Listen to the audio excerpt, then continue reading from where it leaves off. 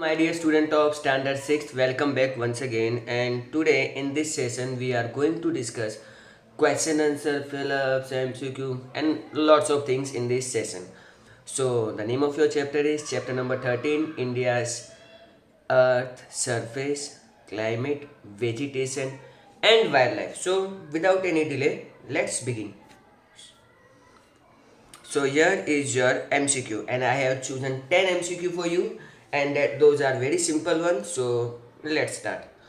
Choose the correct alternative given below each of the following. So I'm doing little bit of zoom it for you so that you can get easy access on it. Okay, so number one, in number one, from which month is cold experience in the early morning in India? Means वो ऐसा कौन सा month है जब आपको सुबह ठंडी लगनी शुरू होती है? वो मंथ अभी जस्ट फिनिश हुआ है and it's your option number C, November. Okay, I have just forgot to push August inside. Now second question, from which direction do dry leaves blow over Indian during the retreating monsoon season? So your answer is ईशान, option B ईशान. So retreating monsoon क्या होता है? Retreating monsoons means it's a time जब आपकी ज़मीन से हवा समुद्र की तरफ जाती है एंड उस टाइम पे तमिलनाडु एंड आंध्र प्रदेश में यूजुअली बरसात होती है, तो वो ईशान डायरेक्शन से फ्लो करती है. Okay, so number 3, which ocean lies in the south of India? India का यहाँ पे मैप इमेजिन करो, नीचे क्या मिलेगा आपको? Indian ocean. ओके, सो विच ओशन? इंडियन ओशन, है ना. And number 4, how many square kilometre of area does India have? India के अंदर कितना एरिया है? तो आपका आंसर है option A, 38.8 lakh square kilometre. Okay, now number 5, how many kilometres is the north south length of India? India का जो north से लेके नीचे साउथ तक का जो डिस्टेंस है वो है 3214 किलोमीटर. ओके, अगर आपने चैप्टर अच्छे से मेरा लास्ट वीडियो देखा है, सो 3, 2, 1 एंड लास्ट में 4, इतना किलोमीटर हमारा ऊपर से नीचे तक का लेंथ है. How many kilometre is in the east west breadth? East west breadth में कितना किलोमीटर पड़ता है? So talking about east Arunachal Pradesh से हम लोग सीधा जिस आपको इस पिक्चर में इंडिया का मैप इमेजिन करना है, सो ईस्ट से लेकर वेस्ट तक आपका कितना किलोमीटर होता है? Well it's 2933 kilometre. Which of the following river meet in the Arabian Sea? So आपको 4 ऑप्शन दिए गए और आपको बताना है कि कौन सी रिवर अरेबियन सी में जाके मिलती है. So Mahanadi, Krishna and Sutlej. Well Sutlej, okay, Sutlej river भी तो आगे जाके मर्ज हो जाती है एंड सिंधु रिवर में मर्ज हो जाती है. ओके, वरना सतलुज भी करेक्ट आंसर हो सकता है, बट सतलुज रिवर बाद में उसका नाम जब वो आगे जाके मर्ज होती है तो सिंधु रिवर के साथ मर्ज हो जाती है. So ultimately Krishna is the river का, ultimately Narmada is the river जो जाके अरेबियन सी में मर्ज होती है. कृष्णा रिवर जो है वो बे ऑफ बंगाल में जाती है and Mahanadi merge into the again bay of Bengal. Number 8, which island are located to the south east bay of Bengal? South east bay of Bengal. So bay of Bengal आपको मैप में ये जो मेरा हाथ दिखाई दे रहा है यहाँ पे मिलेगा. इंडिया का मैप अगर आप इमेजिन कर रहे हो तो, एंड यहाँ पर ये साउथ है और ये ऊपर ईस्ट है, तो साउथ ईस्ट में आपको कौन सा आइलैंड मिलेगा? Bonin, Maldives, Lakshadweep are the wrong answer. So Andaman and Nicobar is the correct one. Which is the national animal of India? India का नेशनल एनिमल कौन है? Well it's a tiger. Where is the wild ass found in Gujarat? तो गुजरात में आपको wild ass कहाँ मिलेगा? कच्छ में मिलेगा. ठीक है, जगह का नाम था, थोड़ा अटपटा सा नाम था, तो मैंने कच्छ ही ऑप्शन में रखा है ताकि आपको थोड़ा इजी हो जाए. चलो अब हम फिलअप्स करते हैं and believe me friends, only 10 fill ups are there. So let's begin. The total area of India is 32.8 lakh square kilometre. I hope ये तो बहुत सिंपल है क्योंकि ये मैंने सेम MCQ एंड फिलअप्स दोनों में रखा हुआ है. सो एक बार याद करो, बार बार मार्क्स पाओ. So the highest mountain peak of the world is mount Everest. So India पूरे वर्ल्ड का जो सबसे हाईएस्ट माउंटेन है date is the mount Everest, जिसकी हाइट जो है वो अप्रोक्सीमेटली 9 किलोमीटर है। अप्रोक्सीमेटली कहूँगा, ठीक है, एग्जैक्ट 9 भी नहीं है। द डेस ocean lies in the south of India, तो अगेन ये भी मैंने रिपीट ही किया है, बस ये 2 रिपीट किए, उससे ज़्यादा रिपीट नहीं किए। तो इंडिया के साउथ में क्या है, नीचे इंडियन ओशन है। The tree in the dry and the shrub forest are thorny, तो जो ड्राई एंड श्रब एरिया में जो मतलब ट्रीज होते हैं वो क्या होते हैं, थ्रोनी ट्रीज होते हैं, जिसके अंदर बहुत ज़्यादा कांटे लगे होते हैं। Sundari tree grow in the delta region of Ganga river, तो गंगा रिवर के डेल्टा में क्या ग्रो होता है, sundari tree. The forest of Kerala and Karnataka are famous for elephants, तो जो केरला एंड कर्नाटक के जो फॉरेस्ट हैं वो यूजुअली अपने एक तरह से एलिफेंट्स के लिए जाने जाते हैं। Dash is the state bird of Gujarat, it's your answer is flamingo. Okay, India का तो हमको पता है पिकॉक है, बट गुजरात का स्टेट बर्ड क्या है फ्रेंड्स, हर स्टेट के अपने बर्ड्स और एनिमल्स भी होते हैं, and talking about Gujarat it's a flamingo. Dash season is considered to be the most important for agriculture, agriculture के लिए सबसे इंपॉर्टेंट फेस्टिवल क्या है, रेनी सीजन। ओके, रेन नहीं आएगा तो फिर एग्रीकल्चर कहाँ से होगा। The bio reserve zone is formed according to the international standard. Okay, आपको याद रखना है स्टैंडर्ड के आगे इंटरनेशनल लगाना है ना, 6 मत लगा देना, इंटरनेशनल स्टैंडर्ड आएगा। Okay, retreating monsoon wind become humid when they pass over the Bay of Bengal। Friends I know fill-ups में बहुत सारे एमसीक्यू में तो बहुत इजीली हम लोग 4 में से एक ऑप्शन चूज करके लिख देते हैं, but in fill-ups make sure आपकी स्पेलिंग मिस्टेक ना हो, अदरवाइज पूरा का पूरा मैं मार्क काट दूंगा।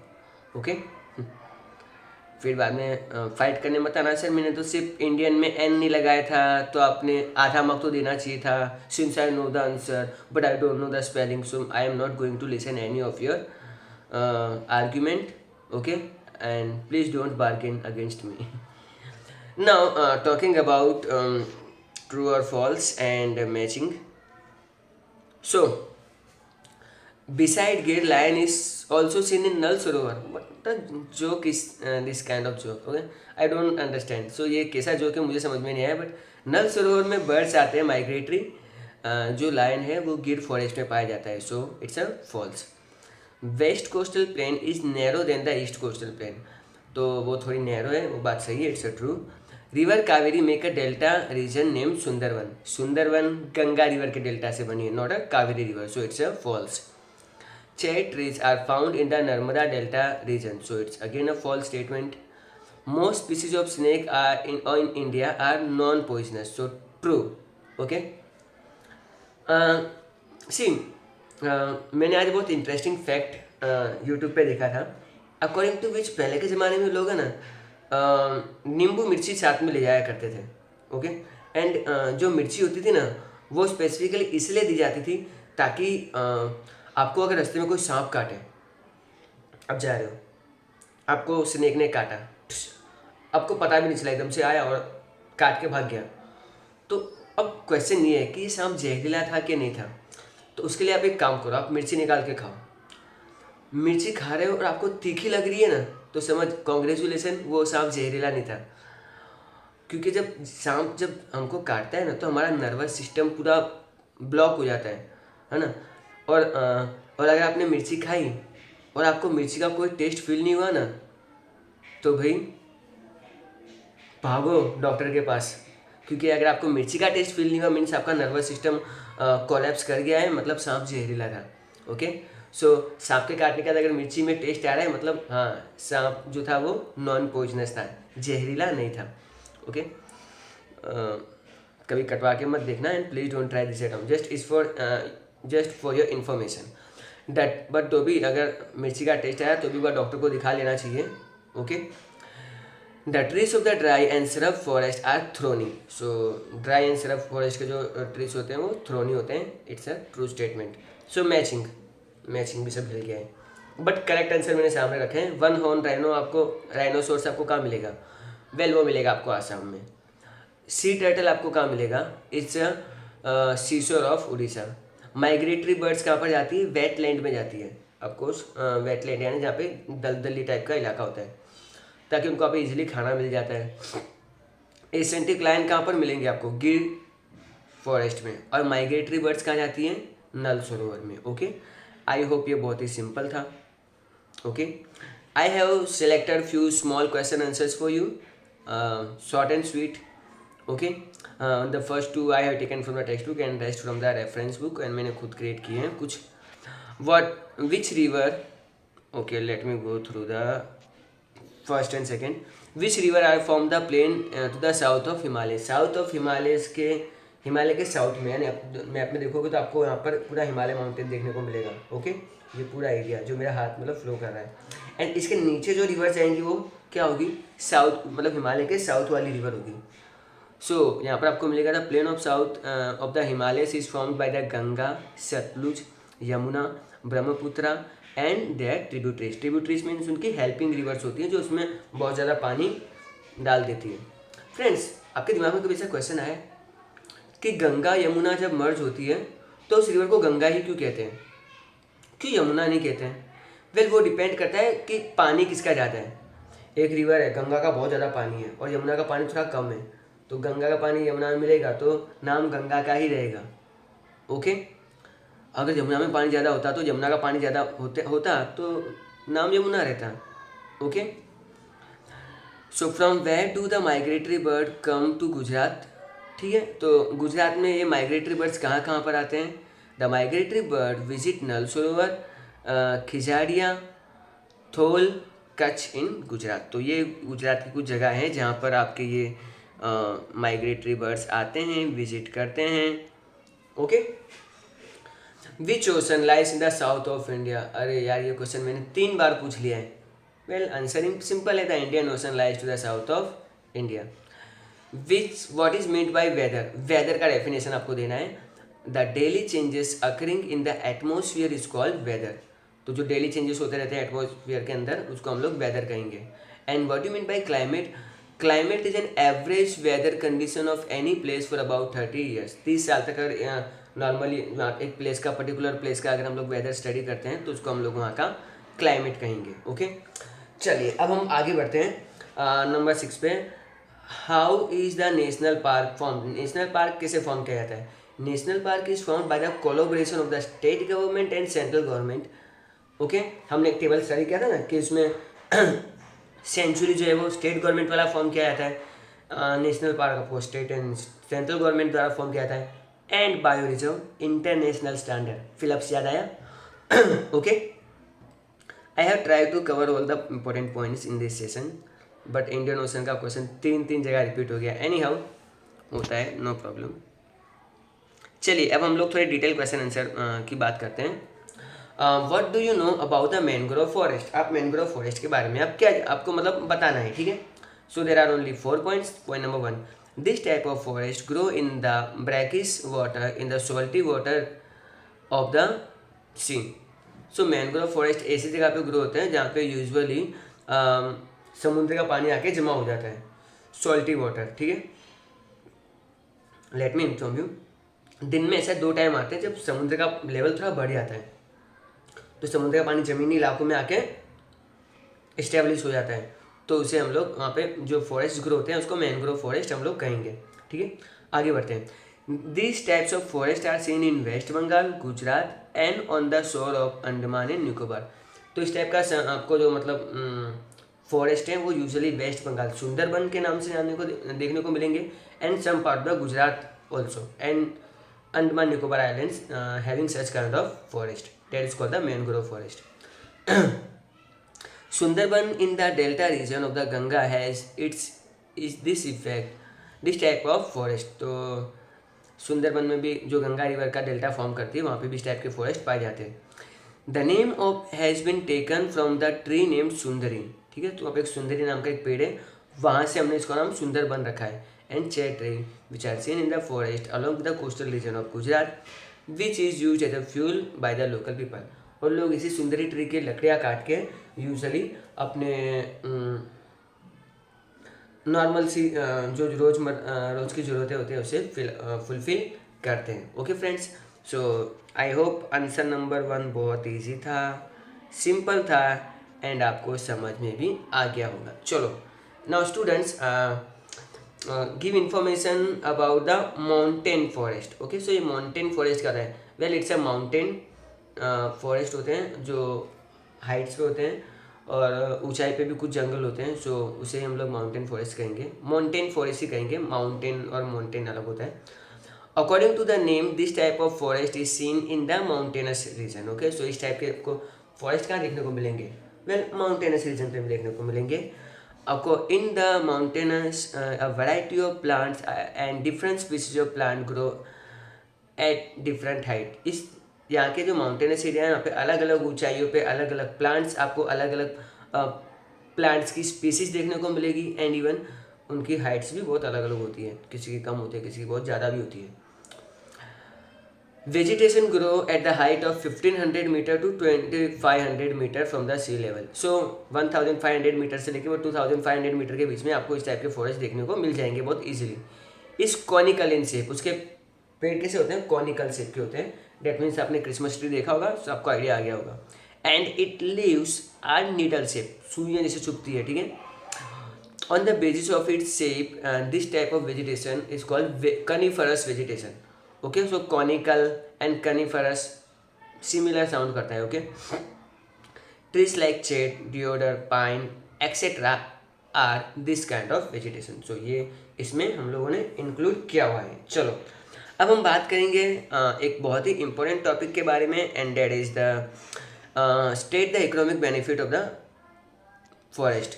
देखो, मैंने रेफरेंस के बहुत सारे क्वेश्चन ढूंढे, पर मुझे लगा ये क्वेश्चन आपके काम का है। ओके, फॉरेस्ट से हमको इकोनॉमिक बेनिफिट क्या होता है? सोशल बेनिफिट हमने देखा था, बट इकोनॉमिक बेनिफिट हम लोग था देख लेते हैं। The economic benefits of the forest are as under. Wood is the main product of forest. Forest provide strong and durable timber wood like pine, sal and sheesham. देखो, फॉरेस्ट में सबसे ज़्यादा क्या मिलता है? हमको लकड़ियाँ मिलती हैं, और जो लकड़ी है ये मतलब हमारे फर्नीचर में बहुत काम की चीज़ है। Would of the acacia care is use the firewood. Acacia और केयर के जो मतलब लकड़ियाँ हैं वो हम लोग आग लगाने के लिए जनरली यूज़ करते हैं। Various vegetation of the forest are useful as a medicinal plant. और बहुत सारे जो प्लांट्स है उनके अंदर मेडिसिनल प्रॉपर्टी होती है। फॉर एग्जाम्पल तुलसी, अगर हम लोग तुलसी कभी चबा के नहीं खानी चाहिए, डायरेक्ट निकल लेनी चाहिए। ओके, क्योंकि उसके अंदर कुछ ऐसे एलिमेंट्स होते हैं जो यूजुअली हमारे दांतों को और उनके जम्स को डैमेज कर सकते हैं। सो अल्टीमेटली आप लोग चबा के खाओ तो भी पेट में ही जाना है, आप डायरेक्ट खाओ तो भी पेट में जाएगा। हमारा बॉडी उससे मिनरल्स जो भी एब्जॉर्ब करना है वो कर लेगा, ठीक है। सो मेडिसिनल प्लांट्स की बात हो रही थी, और बहुत सारे ऐसे ऐसे प्लांट्स जो जंगलों में ग्रो होते हैं वो हमारे काम में आते हैं। ऑफकोर्स हमारी हेल्थ भी अच्छी रखते हैं। Point number 4, woods of the some tree is use as a raw material for some industry. Okay, लकड़ियाँ जो होती है वो कुछ कुछ जगह पे रॉ मटेरियल का भी काम करती है। फॉर एग्जांपल स्पोर्ट्स इंडस्ट्री का एग्जांपल लें तो स्पोर्ट्स में जैसे क्रिकेट के बैट होते हैं, स्टम्प्स होते हैं, बहुत सारे आर्टिकल्स बनते हैं। Now forest are useful for animal grazing. Forest vegetation supplies grass also. तो जंगलों में बहुत सारी एनिमल्स घास चरने भी आते हैं, एंड इवन जो बहुत सारी घास उगती है वो भी हम लोग फॉरेस्ट की लोगों को बेच सकते हैं, इवन एनिमल्स को प्रोवाइड कर सकते हैं।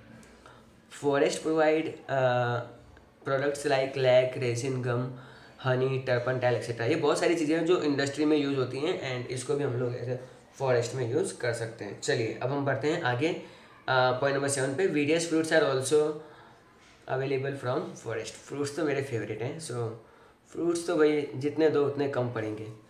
Now friends, there are only 2 short note pending, and believe me ये दोनों short note I already explain you in the chapter. Okay, and most probably I had cover this part in my second part in my recent video, आप लोग इसे देख सकते हो। So here I am not going for line to line reading, straight away में explanation कर देता हूँ, ठीक है। सो टाइप्स ऑफ फॉरेस्ट, इंडिया में बेसिकली 5 टाइप्स के फॉरेस्ट है, जिसको हम लोग पहला नाम आता है टॉपिकल रेन फॉरेस्ट। सिंपल बात आप यहाँ पे ये याद रखो कि इधर बहुत ज़्यादा रेनफॉल होती है, सो जंगल बहुत घने होते हैं, सनराइज डायरेक्टली अर्थ तक पहुँच नहीं पाती है, और इधर बहुत अलग अलग टाइप्स के ट्रीज और देखने को मिलते हैं। एज सच यहाँ पे कोई ऑटम सीजन नहीं होता है, क्योंकि सारे ट्रीज एक टाइम पे अपने पत्ते नहीं लीव करते हैं, और ये हमेशा लस ग्रीन रहता है। अब साल में कभी भी आओ आपको ये फॉरेस्ट देखने को मिल जाएंगे। इस टाइप के फॉरेस्ट आपको वेस्टर्न घाट में देखने को मिलेंगे, अंडमान निकोबार आइलैंड से मिलेंगे, और जो ट्रीज यहाँ पे ग्रो होते हैं वो है mahogany, rosewood and wicker. Okay, now अब हम बात करेंगे सेकेंड, ट्रॉपिकल डेसिडियस फॉरेस्ट, जो इंडिया का मेजर पार्ट कवर करते हैं। आपको ग्रीन वाला मैप इंडिया का याद आ रहा होगा शायद, ओके। तो ये ट्रीज में होते हैं, मतलब बहुत ज़्यादा घने नहीं होते हैं, और ऑटम सीजन में ये ट्रीज अपने पत्ते छोड़ दिया करते हैं। और साल, टेक, साल, बैम्बू, महुडो, नीम, ये नॉर्मल ट्रीज हैं जो यहाँ पर इंडिया में हम लोग देख सकते हैं। वेल, नंबर 3 की बात करें, that is the dry and scrub area. यहाँ पे बहुत कम बरसात होती है, सो इसके कारण यहाँ पे जो ट्रीज होते हैं उसके अंदर कांटे लगे होते हैं। कैक्टस, खेर, पाम, अकेसिया, जुजुबे यहाँ के मेन प्लांट्स हैं। राजस्थान, हरियाणा और गुजरात के एरियाज में ये आपको जंगल देखने को ईजिली मिल जाएंगे। ओके, सो अब हम नंबर 4 पे आते हैं, माउंटेन फॉरेस्ट। ओके, अगेन ये हमने अभी आंसर पूरा डिस्कस किया है। टू बी वेरी ऑनेस्ट, उसमें से मैंने सेम ये कॉपी करके उधर पेस्ट किया है। ओके, सो ये तो कुछ समझाने वाली बात ही नहीं है। Mountain forest and mangrove forest, okay, ये हमने जस्ट अभी डिस्कस कर लिया है। चलिए अब हम हमारे सेकंड क्वेश्चन की तरफ बढ़ते हैं, that the climate and the season of India. So यहाँ पे भी मैं स्ट्रेट अवे मैं एक्सप्लेनेशन में जाऊँगा, not going for the line to line reading. Climate and the season, जब आपको क्लाइमेट पूछा गया है तो पहले आप क्लाइमेट का डेफिनेशन दोगे, जो हम लोग ऑलरेडी डिस्कस कर चुके हैं। Climate is an average weather condition of any place for about 30 years. Just a minute, गले में कुछ अटक गया था। सो विंटर सीजन की बात करें तो ये कोल्ड सीजन है। सनराइज डायगोनली फॉल करती है हमारे ऊपर, स्नोफॉल होती है, तो कई बार टेम्परेचर डाउन हो जाता है, बिकॉज हिमालय पे जब बर्फ़ गिरती है तभी हमको गुजरात और राजस्थान में ठंडी ज़्यादा हो जाती है, अदरवाइज इतनी ठंडी नहीं होती है। और बात करें तो डेज शॉर्ट हो जाते हैं और नाइट्स लॉन्ग हो जाती हैं। टॉकिंग अबाउट समर सीजन, यहाँ पे सनराइज बिल्कुल वर्टिकली सीधी आती हैं, टेम्परेचर एकदम से बढ़ जाता है, दिन में बहुत गर्मी भी होती है।